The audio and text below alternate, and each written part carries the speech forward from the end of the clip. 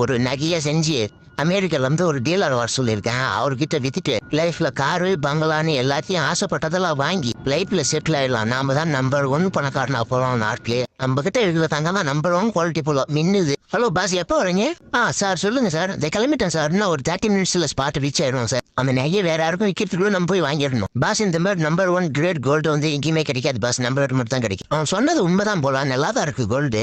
பாஸுக்கு இன்னைக்கு சிக்கனும் கார்லிக் சாஸும் செஞ்சு கொடுத்து நீங்க அசைத்திட வேண்டியதுதான். இன்னையோட நம்ம கஷ்டமெல்லாம் தீர போகுது. நம்ம நாளையில இருந்து பணக்காரர் ஆக போறோம். லைஃப் நல்லா என்ஜாய் பண்ண போறோம். சீக்கிரம் சாப்பாடு ரெடி பண்ணிட்டு பாஸ் கூப்பிடு. பாஸ் சாப்பாடு ரெடி. எப்படி இருக்கு பாருங்க. Chase enjoy boss enjoy. என்னையோட புடிச்சு ஜெயில போடுறீங்க. நாங்கெல்லாம் எவ்வளவு பெரிய மூலக்காரங்க தெரியுமா? முடிஞ்ச அந்த புடிச்சு பாருங்கடா.